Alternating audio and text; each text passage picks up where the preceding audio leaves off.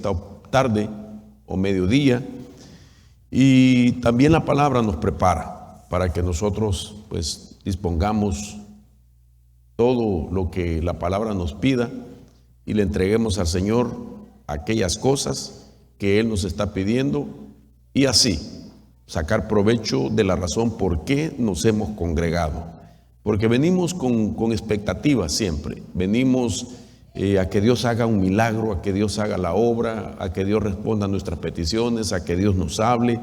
Son expectativas que se van a consumar a la conclusión de esta reunión, de esta episinagoge que hacemos nosotros, de congregarnos. Amén. Así es que oremos y vamos a hacer lo que tenemos que hacer al final. Ya le dieron la bienvenida a todos, ¿verdad? Mi hermana Tania está también aquí y parece ser de que hoy es su último día y luego parte para Texas, ¿verdad? Y vamos a orar para que Dios pues se glorifique en todos los planes que ella tiene, ¿verdad? Y que son presentados delante del Señor. Oremos. Padre, en el nombre poderoso de Jesús te damos gracias, Señor amado, por el tiempo que tú nos concedes en esta oportunidad para exaltar y meditar en tu palabra. Por favor, háblanos, estamos necesitados. Yo me siento muy necesitado de ti, Señor. Mi necesidad es profunda, cada día te anhelo. Mi alma, Señor, te desea y queremos, Señor, agradarte también en esta relación de amor que existe entre tu divinidad y nuestro ser, porque tú nos conquistaste con tu amor, Señor. Nosotros somos tuyos y tú eres de nosotros. Lo declaramos en el nombre poderoso de Jesús. Amén y amén. Gloria a Dios. Bueno, quiero platicar en esta hora con un título que el Señor me permite pues anunciar para que tengamos una base de lo que el Señor quiere que platiquemos. Y es siempre pues hablando de ese nuevo comienzo, de esa tierra prometida para Israel, que tiene un significado para nosotros espiritual. A Israel se le dio una promesa que se le convirtió en algo real y verdadero, de tal manera de que lo que hemos venido estudiando, hemos narrado cómo fue ese comienzo en aquella tierra prometida, Canaán, donde tienen que entrar por una puerta.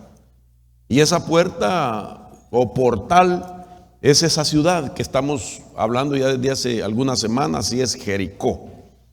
Ahora, aquí en Jericó suceden muchas cosas, buenas, pero también peligrosas.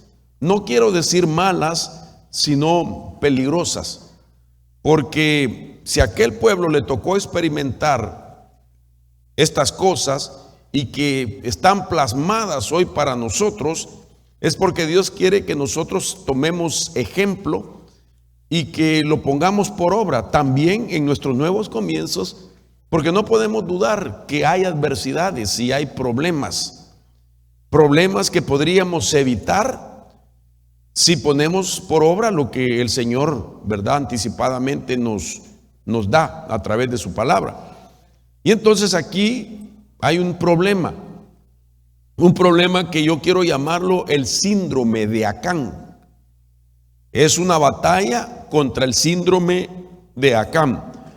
Un síndrome que impide a que la gente tenga asegurado su futuro. Y a eso me refiero, que se convierte en un síndrome. Mucha gente realmente el caminar en el Señor no lo toma con responsabilidad.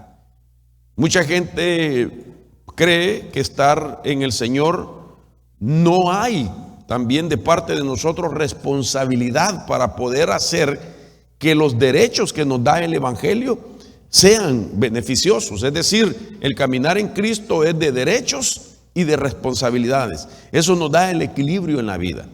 Sin embargo, mucha gente solamente quiere los derechos que a través del sacrificio de Cristo pues son para nosotros. Y es verdad, tenemos muchos derechos en Cristo Jesús, pero también tenemos responsabilidades.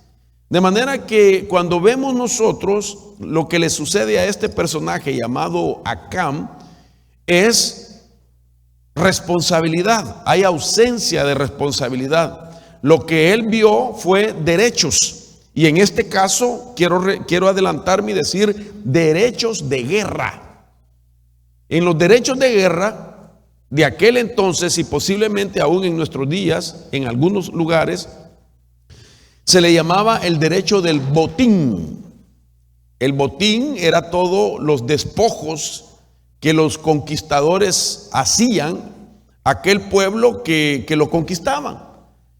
Y dentro de los despojos había una serie de cosas que podían tomar para sí y otras no las podían tomar. Entre ellas era que no podían tomar mujeres y niños, pero sí podían tomar hombres y esclavizarlos, podían tomar propiedades, podían tomar oro, plata, podían tomar, etcétera, todo aquel patrimonio y aquellos recursos que mantenía una población y que los hacía fuerte hasta el día que viene la conquista. Entonces Acán solo se enfoca en el derecho que tiene por ser un guerrero. Sin embargo, pasa por alto que Dios estaba haciendo en Jericó una diferencia. Oiga lo que estoy diciendo, una diferencia. Porque si es bien cierto que ellos tenían el derecho de poseer las cosas materiales que conquistaban, no así con esta ciudad. Porque el Señor, antes que ellos conquistaran la ciudad, el Señor les había dado instrucciones, y dentro de ellas era que no podían tomar nada de despojo de Jericó. Y esto es bien importante. Siendo así que aquel personaje llamado Acán traspasa la instrucción de Dios y solamente aplica en su vida el derecho que tiene, repito, porque ha sido un guerrero, pasando por alto la voluntad de Dios. Ahora quiero ponerle el pasaje de lo que Dios había dicho respecto a Jericó. En el capítulo 6, verso 17 dice: y la ciudad será dedicada al anatema. Ella y todo lo que en ella hay pertenece al Señor. Solo Rahab, la ramera, y todos los que están en su casa vivirán, porque ella escondió a los mensajeros que enviamos. Ok. Quiero enfocarme en esta. La ciudad será dedicada al anatema. Ella y todo lo que hay en ella pertenece al Señor. Ok. Fíjese qué interesante lo que el Señor me está permitiendo ver en estos días, que he venido ya hablando casi por 6 o 7 ocasiones acerca de ese nuevo comienzo en la tierra prometida, enfocada en la tierra de Canaán. He venido como uniendo algunos textos con contextos, y he venido dándome cuenta que estamos como armando, hermano, un manual de instrucciones para todo aquel que quiere aprovechar los nuevos comienzos en su vida. Todos aquellos que tienen promesa de parte de Dios y que saben que hay un momento en Dios donde aquellas promesas se hacen reales. Yo no sé cuántos tienen promesas de Dios. Gracias, hermano. Muchas gracias, Juanito. Entonces todos tenemos, solo un amén. ¿Y cuántos tienen promesas de Dios? Todos tenemos. Yo sé que usted las tiene, yo las tengo, quizás algunos más que otros de parte del Señor. Ahora, notemos entonces que ese pueblo tenía esa promesa de un nuevo comienzo, una nueva tierra. Pero lo que sí hemos notado en estos días es que el significado de la ciudad tiene una importancia, como ya he venido repitiendo en este caso por tercera ocasión. Jericó o Jericó en el hebreo lo que significa es ciudad luna o ciudad de la diosa luna. Es decir, las ciudades es el nombre, luna. Y cuando nosotros vemos y entendemos algunas cosas que son naturales, que nos hablan de lo espiritual, pues la luna sabemos nosotros que tiene diferentes fases, que la luna en su rotación tiene por lo menos 8 fases que cambian de estado o de fase, pero las más comunes son 4, son de las que siempre estamos hablando. Pero son 8 realmente, en toda su rotación, que cambia durante 29 días, 29.5 más o menos, la luna cambia de fase.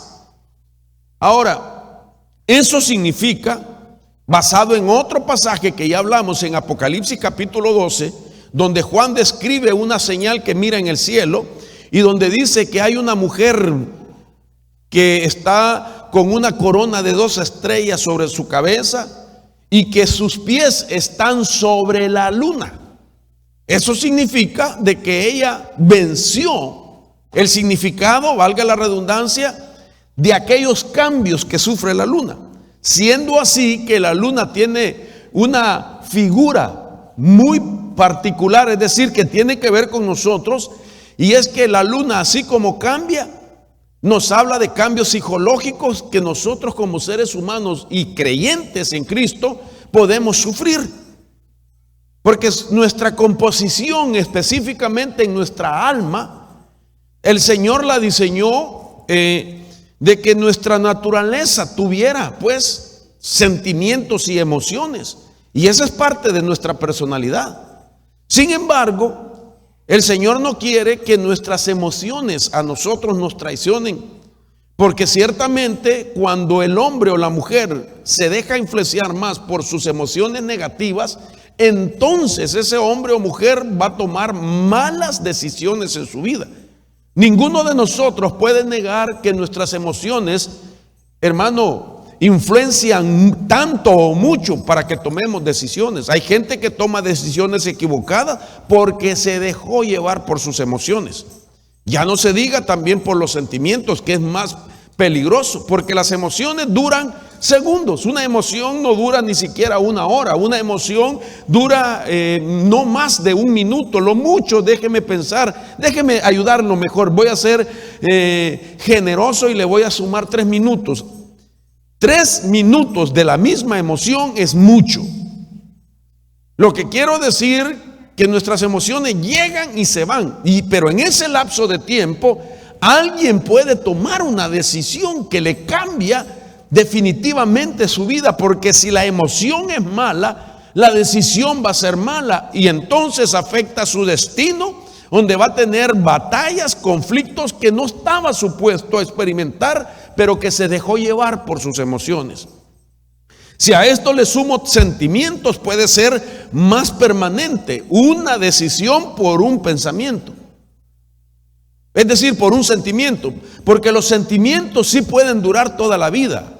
Por ejemplo, alguien puede por su sentimiento amar toda la vida o por un sentimiento odiar toda la vida. Pero tanto el sentimiento como la emoción puede hacer que la persona tome una decisión en su vida.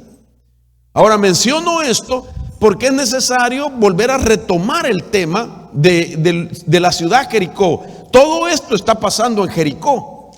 Lo que estamos viendo ahora de lo que hizo Acán es porque se dejó llevar por una emoción. Quizás aquella emoción, déjeme pensarlo, es una emoción de alegría, de regocijo, porque habían tomado Jericó. Sin embargo, en medio de la emoción, tenía que ser responsable de no tomar lo que ya Dios le había dicho. No lo tomes porque eso le pertenece a Dios. Ahora, ¿qué es lo que nosotros tenemos que hacer, hermano, para no dejarnos que nuestras emociones nos traicionen? Yo le llamo a esto que tenemos que aprender a hacer una cartografía de nuestras emociones. Jericó era necesario hacer una cartografía de la tierra para reconocer lo que había, contra quiénes iban, qué cosas no había o qué sí existía en Jericó. Eso es cartografía. Y cuando nosotros vemos, digamos, para entender más el concepto y poder avanzar, la cartografía es la ciencia que se encarga del trazado y el estudio de mapas geográficos. Eso es cartografía.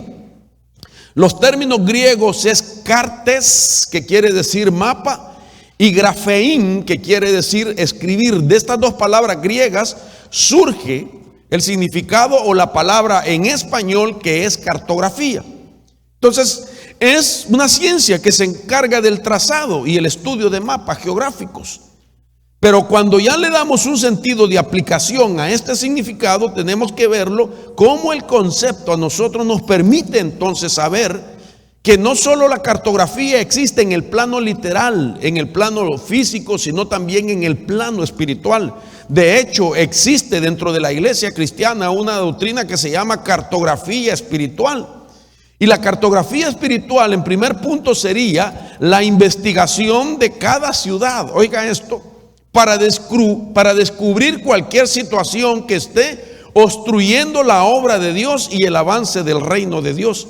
Cuando hay grupos de choque, de espirituales, gente de guerra espiritual, gente profética, gente que entiende el poder de la declaración, que entiende el poder de los actos proféticos, entonces lo que hacen antes de entrar a la batalla es examinar una región, de qué potestades han prevalecido en el ambiente, que por qué se dan estas enfermedades, por qué hay crisis económica, por qué, digamos, hay conflictos en la familia, etcétera. Todos aquellos problemas que la sociedad está experimentando, entonces ellos hacen una investigación para poder ver qué potestad es el hombre fuerte de esa ciudad. Eso más o menos es lo que quiere decir cartografía espiritual. La cartografía espiritual es un medio que ayuda a localizar las fortalezas de tinieblas en una ciudad y sus influencias. Tercero, la cartografía espiritual es la revelación de Dios sobre la situación espiritual del ambiente que nos rodea. Entonces, estos son conceptos que se aplican en el significado de la cartografía espiritual, basado en el significado de la ciencia, de lo que es en sí la palabra cartografía. Ahora, hay un pasaje de la Biblia que solamente se lo voy a dar como referencia y voy a leer quizás algunos versos. Se encuentra en Números capítulo 13, verso 25. Números 13, 25 nos explica la figura de una cartografía espiritual que hizo Israel antes de poseer esa tierra llamada Canaán. Dice Números 13, 25: y volvieron de reconocer la tierra al cabo de 40 días.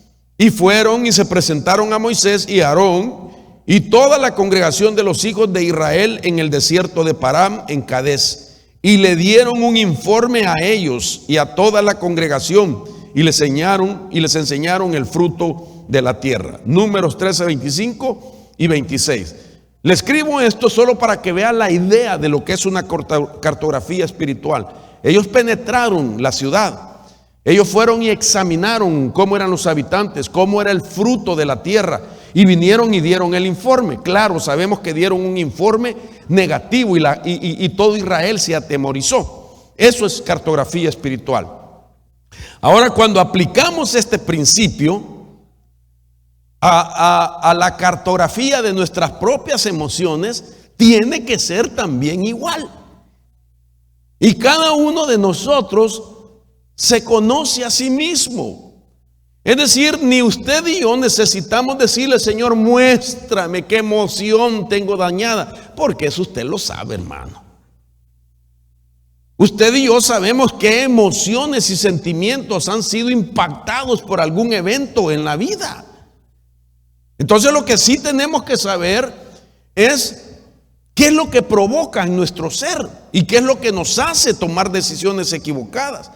Entonces, para ello hay cosas que yo las estoy recordando, que ya las he enseñado hace muchos años, pero quiero utilizarlas porque se presenta esto para perdón, el tema que estamos hablando, de conquistar nuestras promesas, de tener un nuevo comienzo, de poder, hermano, hacer las cosas mejor, de no cometer los mismos errores, las mismas fallas o los mismos pecados, sino de saber con sabiduría aprovechar la nueva oportunidad que Dios nos da, ese nuevo comienzo que Dios nos da. Porque hay una diferencia cuando los problemas son cíclicos y hay otra diferencia cuando nosotros hacemos que el problema se vuelva cíclico. Sí hay problemas que ya son cíclicos en algunas personas, y son así porque no han trabajado con ellos para destruirlo. Pero puede ser que hayan personas también que el problema que van a tener por primera vez lo vuelvan cíclico. Esa es una gran diferencia. Pero eso lo evitamos cuando nosotros entramos al nuevo tiempo, a la nueva oportunidad, a los nuevos comienzos, y entonces no queremos repetir cosas o hacer cosas que las repitamos en el futuro. ¿Me doy a entender? Entonces, quiero ponerle esto. Estos que usted mira no son el hombre araña, no son Spider-Man, nada por el estilo, o los héroes, ¿verdad? Sino que esto es un mapeo corporal de las emociones que se ha usado desde hace algún tiempo. Aproximadamente tendrá quizás, si no me equivoco, del año 2013 a nuestra fecha. Haga la cuenta usted, tenemos unos, ¿qué? 9 años, hágame la cuenta. Aproximadamente, ¿verdad? Y para poder hacer un mapeo de las emociones de las personas, tuvieron que hacer un estudio, como mínimo de 701 personas, que las estudiaron de diferentes nacionalidades para detectarles zonas en su cuerpo que se activan al sentir un determinado estado emocional. Esos colores para ellos tienen un significado. Esos colores identifican qué parte del cuerpo es afectado según la emoción. Y entonces, para poder entender cómo trabaja esto, entonces hicieron una guía de colores, de tal manera que los colores cálidos, que mira usted que son los que representan el color rojo y su derivado, es decir, un rojo encendido, un anaranjado y un amarillo, son derivados de ese mismo tono. Y los fríos son aquellos que tratan con el color azul, el color celestito, etcétera. Entonces, cuando son cálidos, repito, son rojos, anaranjados o amarillos. Cuando son colores fríos, son azul, celeste, etcétera. Los cálidos habla cuando están activadas las emociones, y los fríos habla cuando están desactivadas las emociones. Y entonces, para ubicar esto, pongamos según cada dibujo las emociones. Usted puede ver que estoy marcando ira, miedo, asco, feliz, triste, una emoción de sorpresa, cuando está neutro la persona, con ansiedad, con amor, con depresión, con orgullo, con vergüenza o con envidia. Interesante, porque entonces ahora ellos, según la emoción, así ubican el cuerpo, así le ponen colores. Imagínese usted en la parte de arriba de su izquierda la palabra ira. Mire todas las partes, colores cálidos que están activados en el cuerpo, desde los pies, parte de sus piernas, todos sus brazos, todo el tórax y parte de la cabeza. Cuando uno está airado, mire toda la parte de su cuerpo que afecta. Sin lugar a duda, esta persona en ese momento no tiene capacidad para razonar. Toma decisiones espontáneas que pueden cambiar definitivamente su vida. Y así podemos ver cuando alguien está en depresión, cuando alguien siente miedo, cuando alguien se siente triste. Ahora, el punto aquí es que, como ya se hicieron investigaciones científicas, estas investigaciones, lo que dicen ellos, que están vinculadas directamente incluso a enfermedades cardiovasculares, están vinculadas a problemas de hipertensión y enfermedades relacionadas con el sistema inmunológico. Hermano, qué impresionante que una emoción puede afectar nuestro sistema inmunológico. También las emociones están vinculadas con infecciones, están vinculadas con alergias y con otras enfermedades autoinmunes, oiga, que se producen por sí mismas. A mí me llama la atención de que hay gente que puede sufrir alergias solo por una emoción negativa. Puede tener esa sensación alérgica que no necesariamente es por el polen, sino que es a raíz de una emoción que está sintiendo. Y así, emociones que causan depresión y emociones que causan problemas cardiovasculares, ya dije, problemas del corazón, emociones que están vinculadas con la ansiedad, que están vinculadas con el miedo, etcétera. Entonces, hay un síndrome, es decir, irritable en el cuerpo de una persona que no aprende a manejar una cartografía de sus emociones. Y es bien importante para que nos cuidemos en no cometer, pues,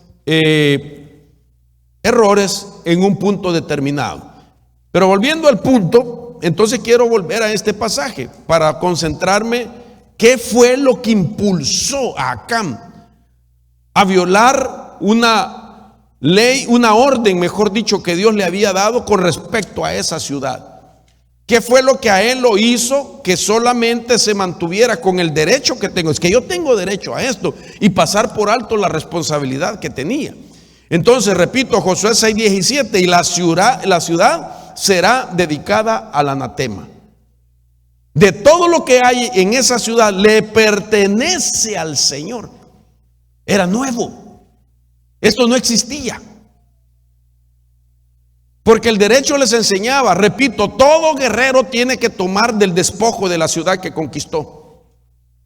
Pero aquí el Señor estaba haciendo la diferencia. Un nuevo comienzo. Qué interesante, un nuevo comienzo que el Señor nos da, donde nos enseña a tener dominio sobre nosotros mismos. No tomes eso, que eso ya lo apartó el Señor para él. Hermano, si podemos hablar en número, digamos que lo que salió de Israel fueron 3 millones de personas y que la mayoría murieron en el desierto, crecieron otra generación. Pensemos que lo que entraron fueron 2 millones de personas que se multiplicaron en el desierto, pensando en voz alta. Y que de 2 millones de personas, solo uno no tuvo dominio propio con aquello que Dios le había dicho: no lo hagas, esto le pertenece al Señor. Pero yo tengo derecho porque soy guerrero y he peleado para conquistar. Sí, pero el Señor en el nuevo comienzo nos está enseñando que para tener éxito y en el avance de la conquista de tus promesas, es necesario, hermanos amados, permitir que nuestro dominio propio sea restaurado, para que no sea, valgo otra vez con esa palabra, que la falta de dominio propio nos haga a nosotros cometer errores, fallas en la nueva oportunidad que Dios nos quiere dar. El dominio propio es importante. Y la Biblia dice que el Señor lo pone como un fruto del Espíritu. Ahora, volviendo a esto, quiero que veamos a la luz de la palabra qué era un anatema, cómo se explica según la Biblia.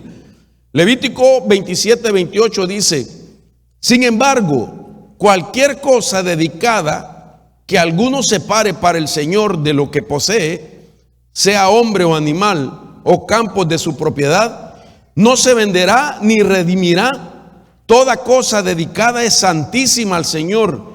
Ninguna persona que haya sido dedicada como anatema será redimida. Ciertamente se le dará muerte. Esto el Señor se los había enseñado en los primeros 2 años que ellos acamparon en el Sinaí. Ustedes saben que cuando salieron de Egipto, no fue inmediatamente el peregrinaje de 40 años, sino que estuvieron 2 años saliendo de Egipto. Su primer parada fue en el monte de Sinaí y allí estuvieron 2 años acampando. En ese periodo de tiempo Dios les dio todas las instrucciones antes de entrar a la tierra prometida.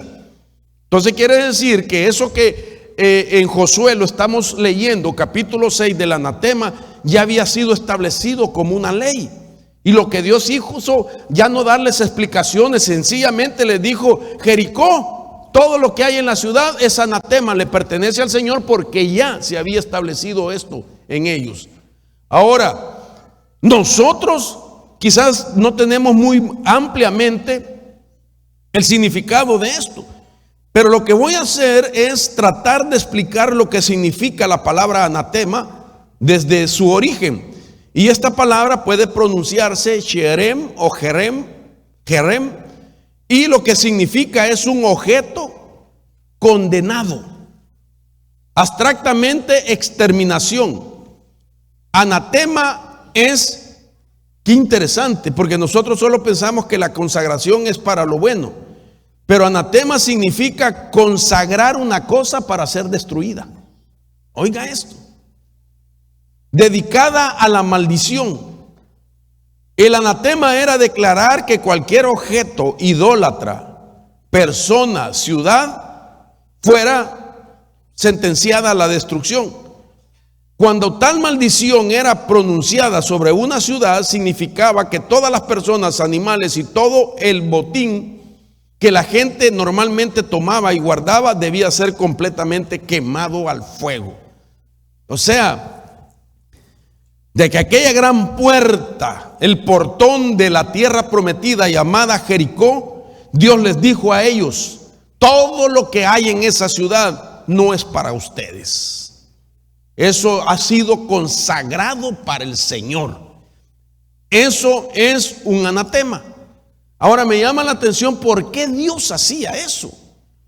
Y es porque el Señor no quería que el pueblo se contaminara viendo o tocando las cosas que para Dios eran abominables, eran idolátricas, eran aquellas cosas que tenía que ver con la costumbre de un pueblo pagano, adorador de otros dioses. Dios no quería que su pueblo viera aquellos objetos o cosas que eran utilizadas, hermanos, para confrontar a Jehová, dándoselo en ritos o ceremoniales a otros dioses. Dios no quería que el pueblo viera eso.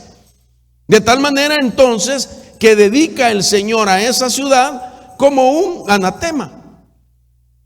Ahora, el punto es que viene Josué y explica con palabras ya más comprensibles en nuestro lenguaje, y dice: y en aquel tiempo Josué les juramentó diciendo: maldito delante de Jehová el hombre que se levantare y reedificare esta ciudad de Jericó.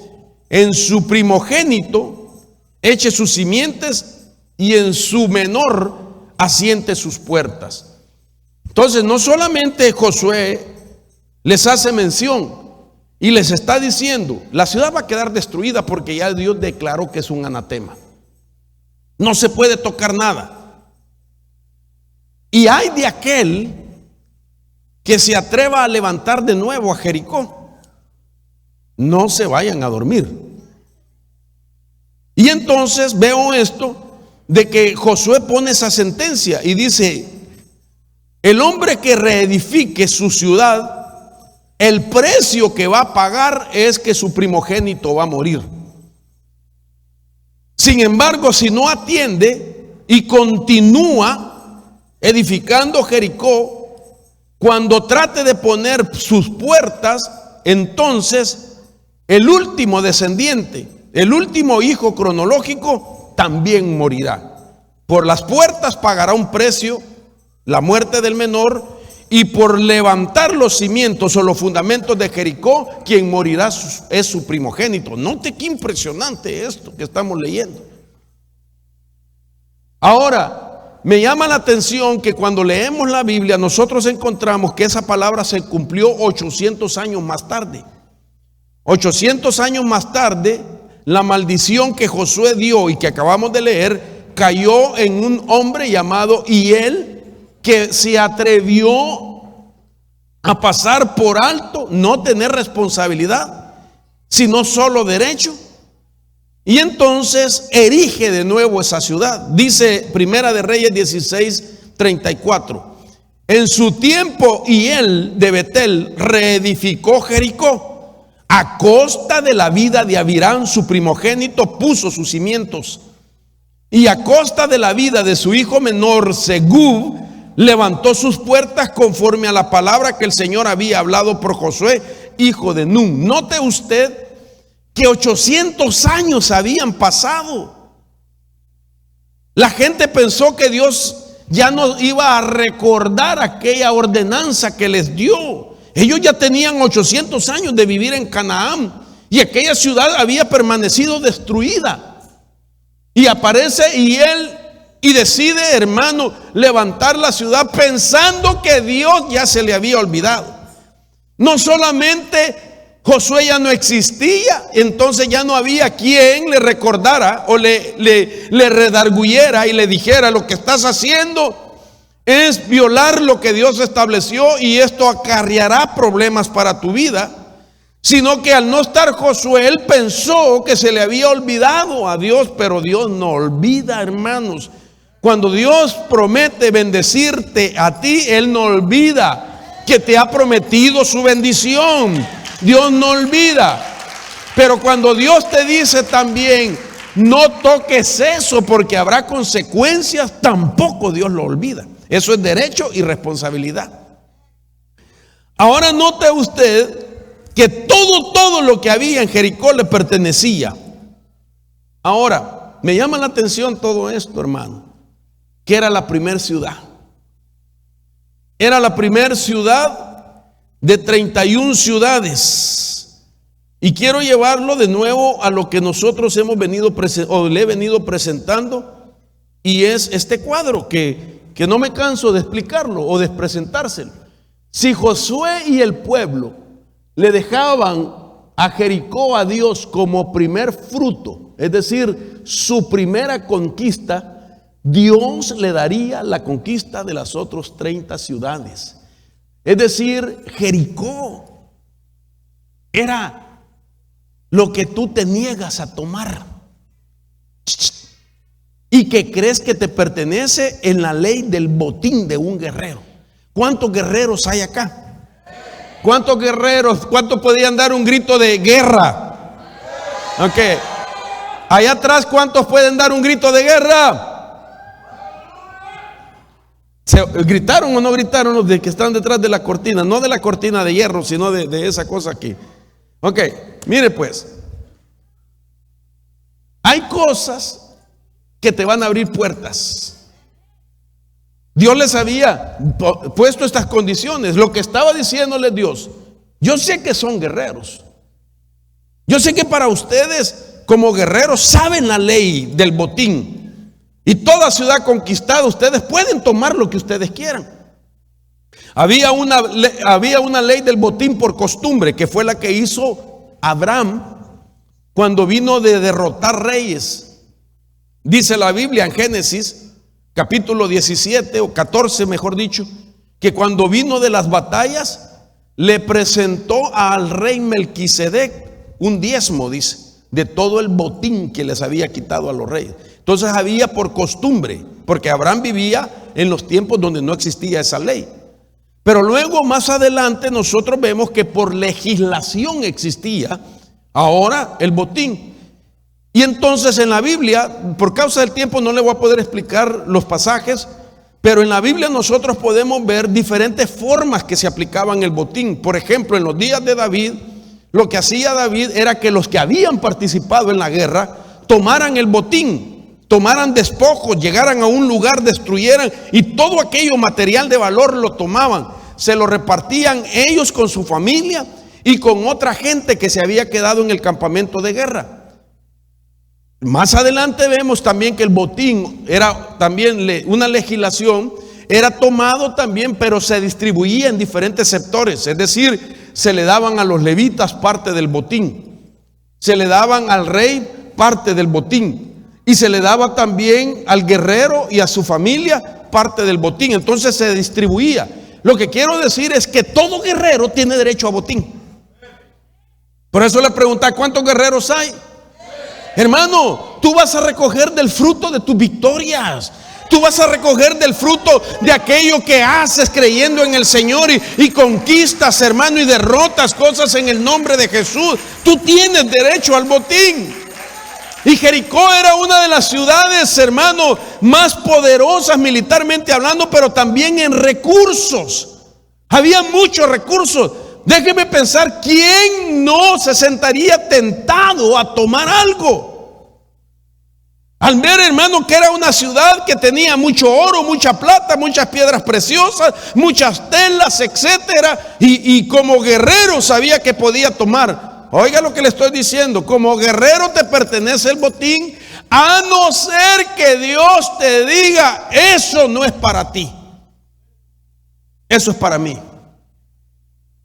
Y eso que Dios te dice es para mí, te va a abrir las demás ciudades para que tú tengas, en este ejemplo, 30 ciudades, y de cada una de ellas aplicar la ley del botín, negándote a una. No se necesita ser un matemático para entender si conviene o no lo que Dios está estableciendo. No se necesita. Un sentido común, hermano, es suficiente para comprender que aunque sea mucho lo que tú estás viendo, es más lo que hay por delante de bendición que te pertenece a ti, de tus conquistas que Dios dice te va a respaldar. Ahora, este tema para mí es de mucha importancia, porque estamos aprendiendo cosas maravillosas. Entonces, mire, vamos a hacer un resumen de esto. Jericó era la primera ciudad, la ciudad que debía darle al Señor como primicia. Segundo, todo lo que había en Jericó debía de darlo al Señor: oro, piedras, etcétera. El que tomara algo de esa ciudad sería anatema, es decir, quedaría bajo una maldición. Eso es lo que la Biblia nos enseña. La primera porción, ¿por qué Dios nos está hablando de esta manera? Déjame a Jericó para mí, porque esa primer ciudad te va a redimir el resto de las ciudades. Lo que Dios le estaba diciendo: te voy a bendecir porque las demás ciudades también tienen lo suyo. Y entonces la primera ciudad es la que redime, la primicia redime y bendice al resto. La primera ciudad es la que le daba la victoria por el resto de las ciudades de Israel.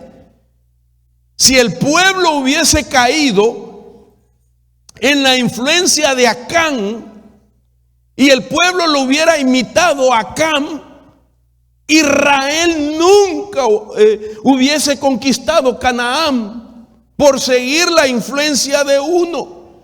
Incluso el nombre de Acán significa torcido, perturbado significa.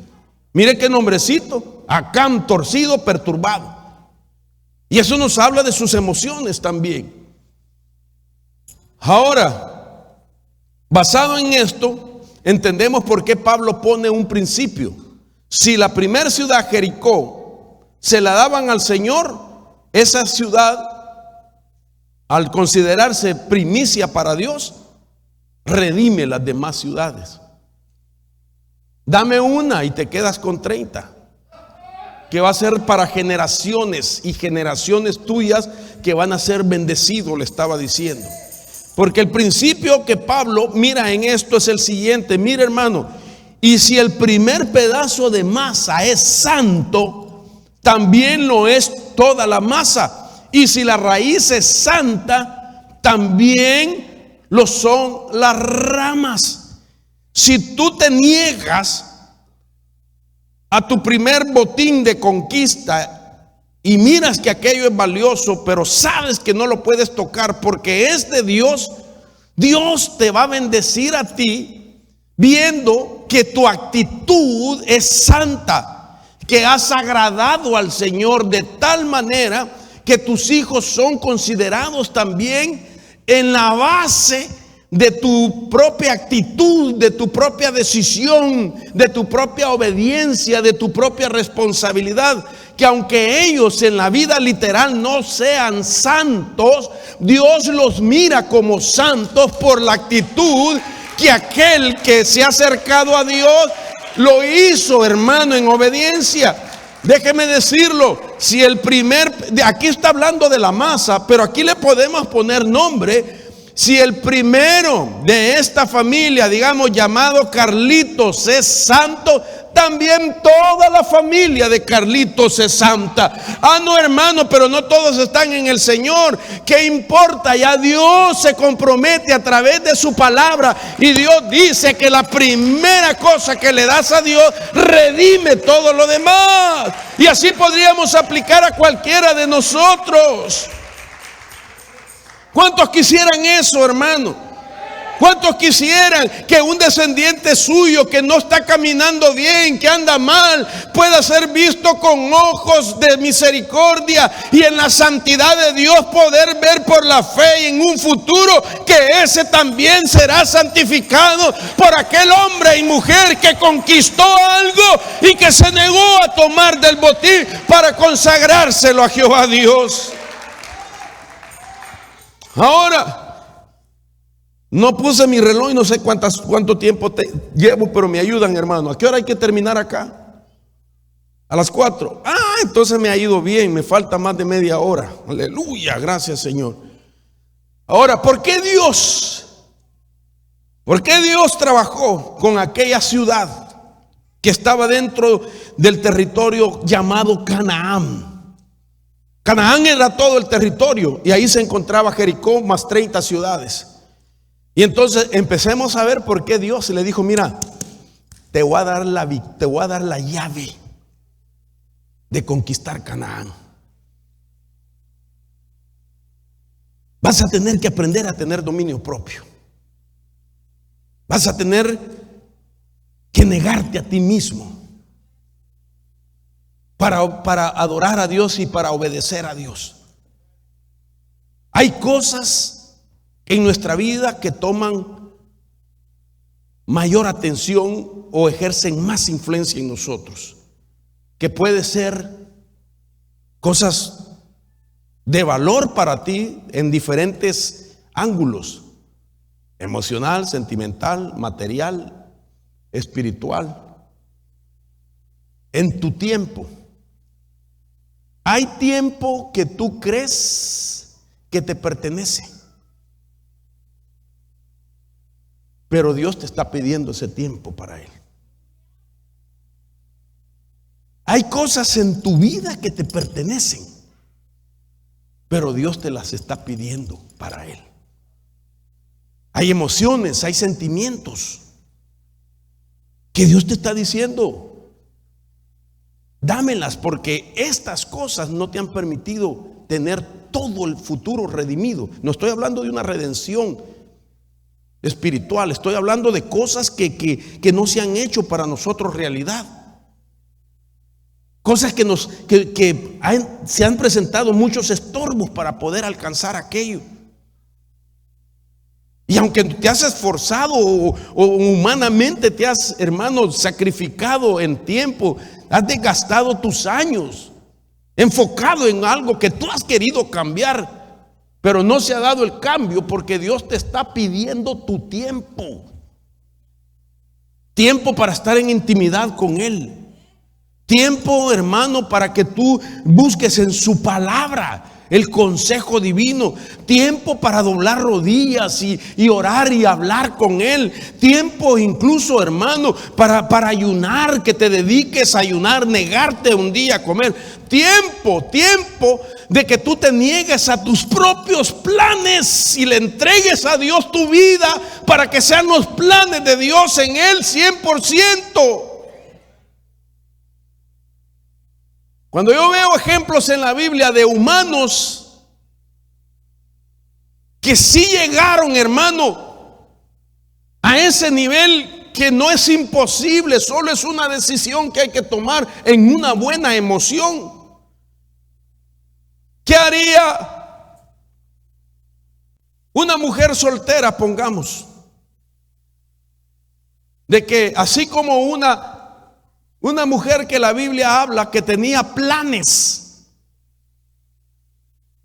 para realizar el sueño que toda mujer por primera vez tiene. ¿Cuál es el sueño de una mujer que crece y que ya llega a una edad para determinar el futuro? ¿Cuál sería ese sueño, hermanas jóvenes? Casarse. Y el hombre también, ¿verdad?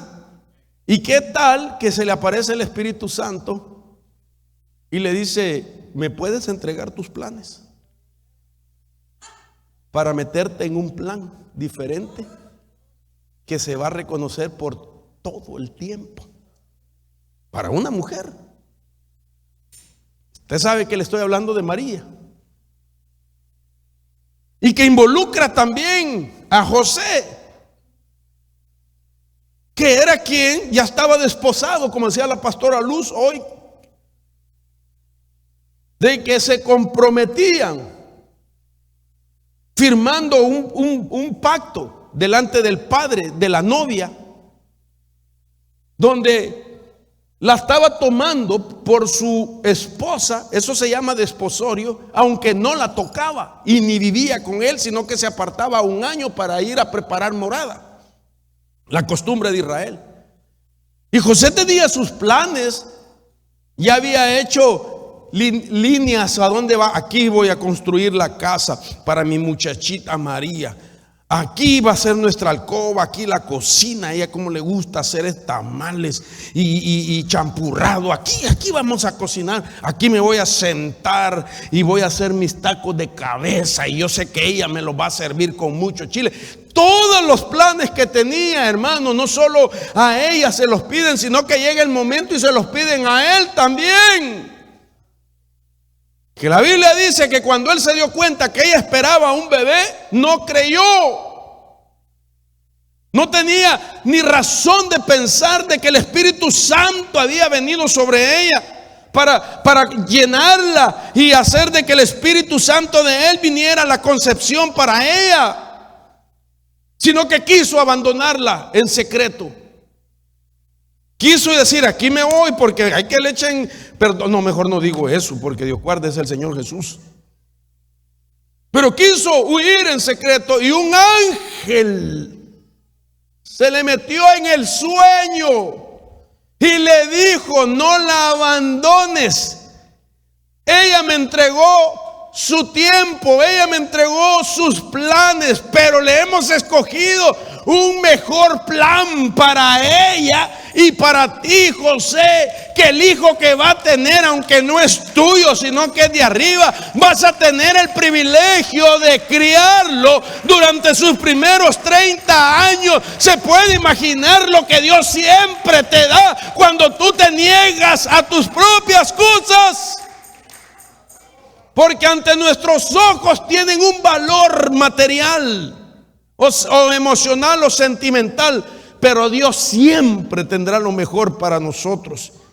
Cuando tú dices: está bien, Señor, lo voy a hacer por obediencia, me despojo de esto, Señor, aunque tenía ese significado, esto es lo que había soñado toda mi vida, pero quiero hacer tu voluntad. ¿Qué más, hermano? No es un gran premio que nuestra vida sea llena de la presencia de Dios, que el poder del Altísimo te cubrirá, y lo que será del fruto de tu vientre será santo. Dele palmas al Señor de la gloria.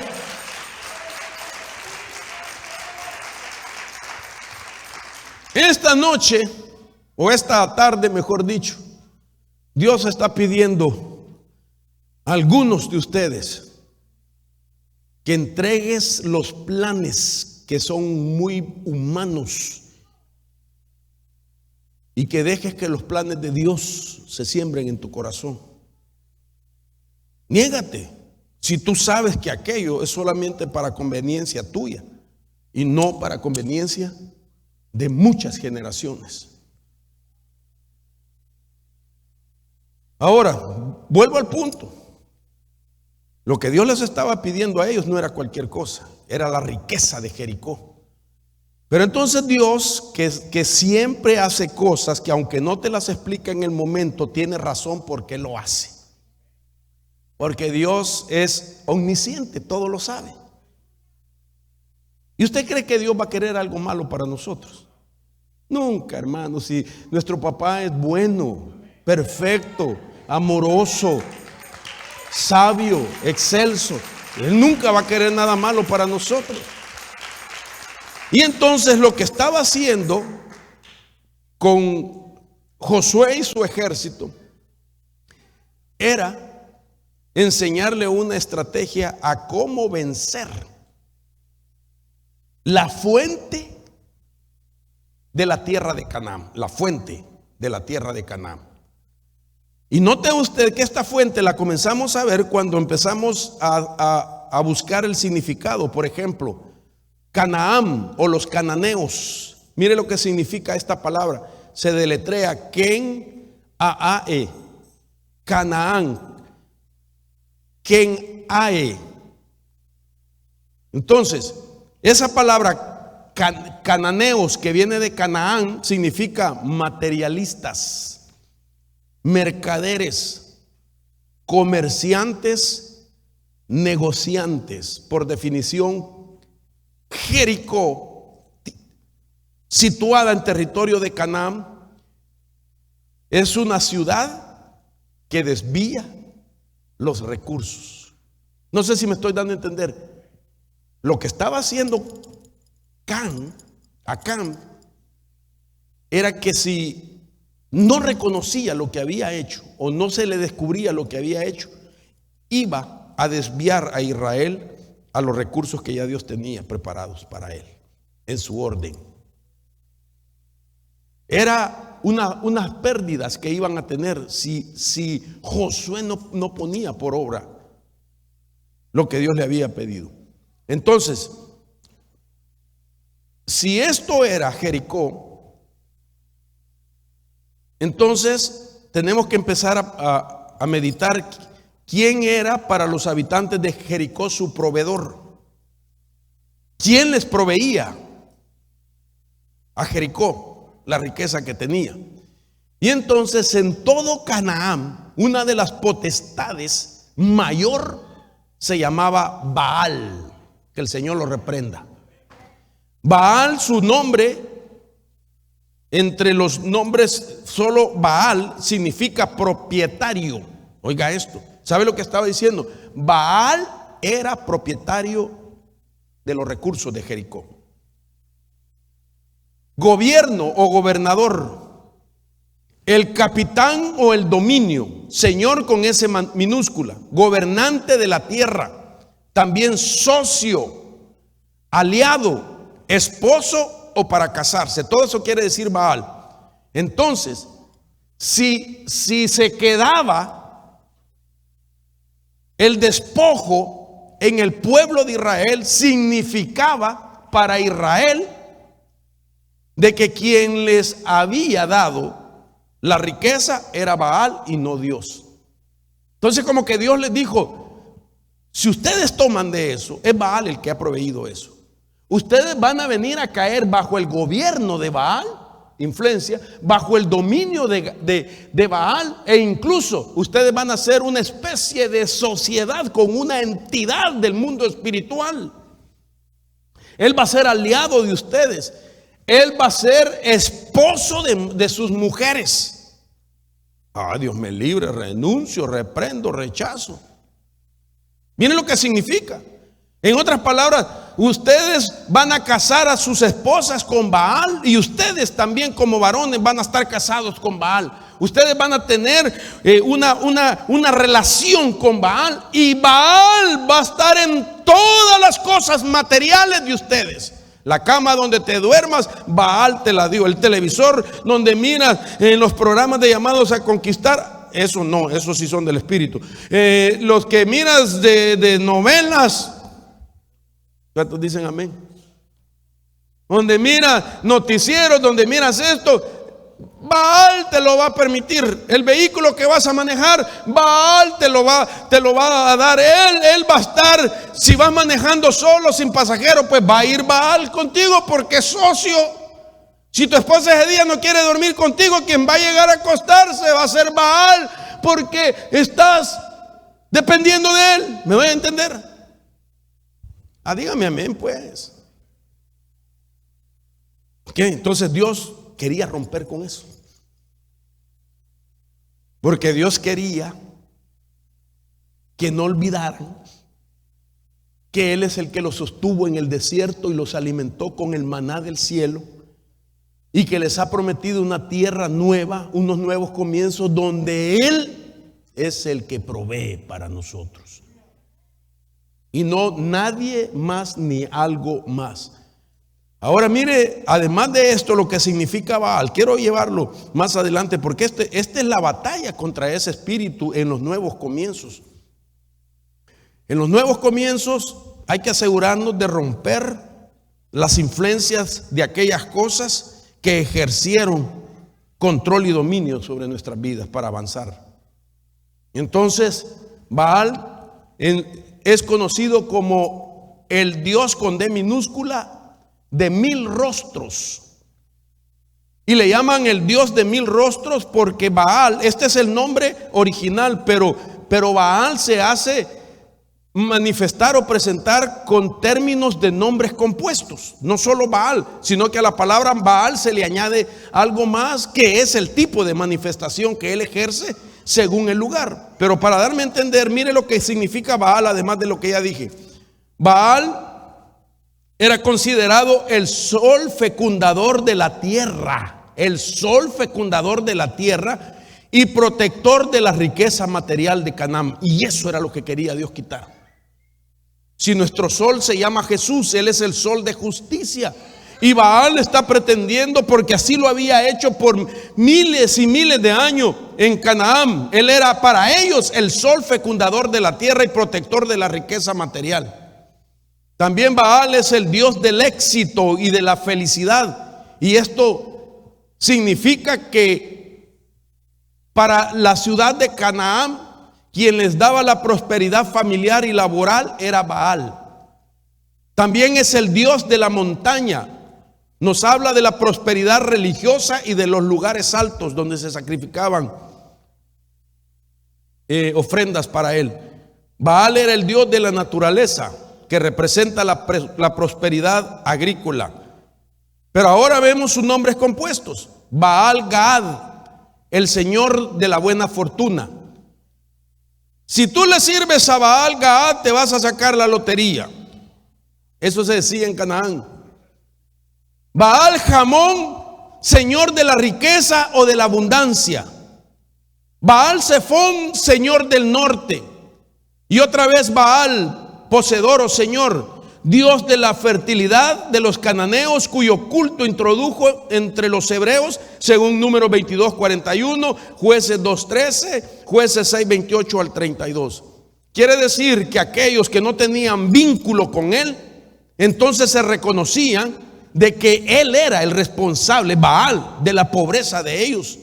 Y que Dios, la pobreza en Canaán se consideraba de que aquellos que estaban pobres era porque no le habían rendido culto a Baal, y entonces era el responsable de la pobreza, era el que bloqueaba la prosperidad, era el que desviaba los recursos. Mire toda la doctrina que tenían los cananitas, era el responsable de matar la capacidad de recibir, y era el responsable que la gente no entendiera la importancia de poder invertir en lo que debe de hacerlo sabiamente y con temor y temblor. Entonces, era una influencia muy fuerte que Dios quería quitarle. Baal Berit, señor del pacto, Dios de los pactos y de los votos entre los cananeos. Baal Meón, el señor de la vivienda, de la habitación o del refugio. Baal Peor, Dios del monte. Y Baal Zebud, el señor de las moscas, que incluso era Dios filisteo cuyo santuario se hallaba en Ecrón, y al que le atribuían que era el Dios que lo sanaba. Baal tenía acaparado todas las áreas de la vida social. Y entonces, yo quiero decirle algo con mucho temor y temblor. Nosotros tenemos que entender este mensaje por el Espíritu,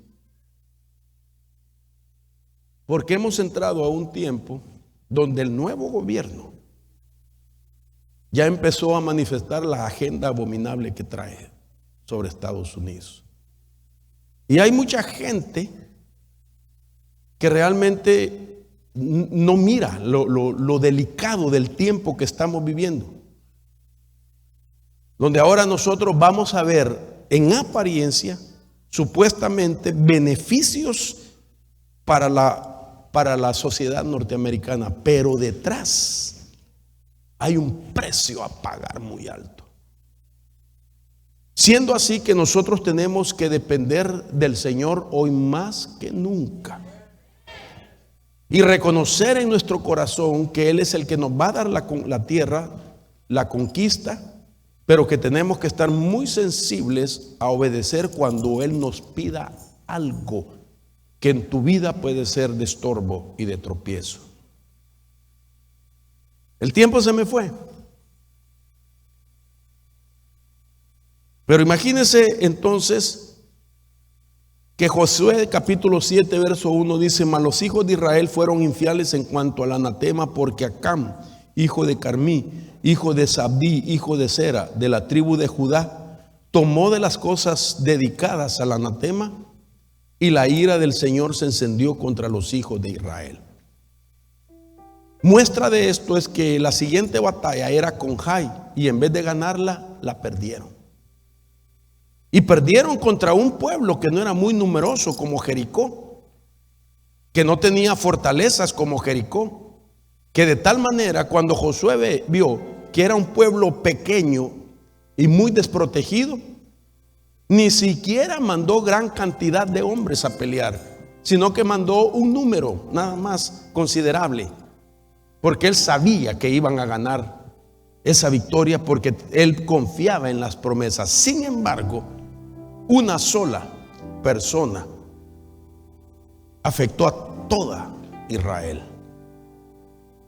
al no negarse de cosas que Dios le había dicho: entrégame esto, no lo tomes para ti. Si te niegas a esto, es más lo que te voy a dar. Entonces Dios nos está hablando a nosotros. Hay cosas que usted las tiene que entregárselas al Señor. Mire todo lo que afectó a Acán. Acán afectó a toda su descendencia por dejarse llevar por sus emociones, por solo reclamar derechos. Déjeme ponérselo así. Esto es lo que Acán afectó, donde puse tú primero porque quiero que usted lo considere para sí. Pero ahí debería de haber puesto Acán. Primero Acán, después fueron sus hijos, sus nietos, sus bisnietos, sus tataranietos. Después de tataranieto, la siguiente generación de descendientes se llama Chosno o Trastaranieto, Pentanieto o nieto quinto, Exanieto o nieto sexto, Heptanieto o nieto séptimo, Octanieto o nieto octavo, Nonanieto o nieto noveno, Decanieto o nieto décimo, Endecanieto o nieto undécimo. 13 descendientes, 13 generaciones que Acán afectó con anatema.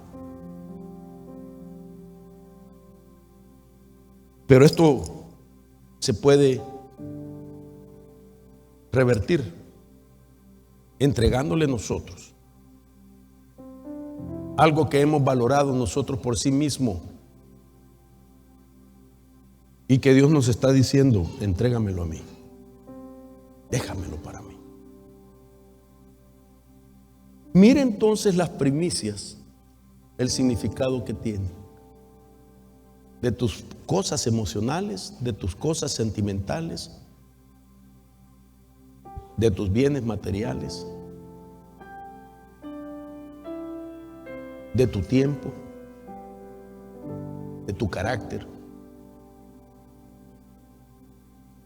Y que eso que tú le entregas va a tomar control de decisiones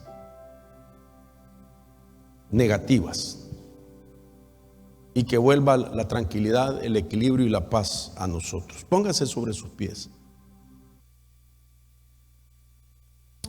Señor, tú conoces a cada uno de tus hijos y sabes que hay cosas en nuestra vida que tenemos que entregártelas. Hoy dejo que tu Espíritu Santo sea, Señor, el que redarguya nuestras vidas. Quiero que medite profundamente en lo que hemos hablado. Y ahí que sea el Espíritu Santo. ¿Quiere entregar algo al Señor?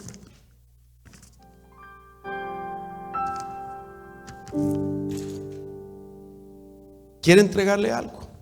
En el nombre de Jesús.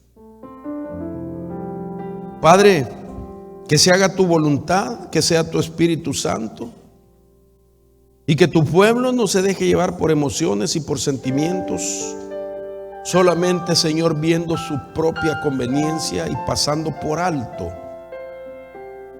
muchas generaciones que podrían ser o afectadas o bendecidas según, Señor, cumplamos con tu voluntad. Que sea tu Espíritu Santo el que derrame de sabiduría sobre cada cabeza, para que así, Señor, las cosas que hagamos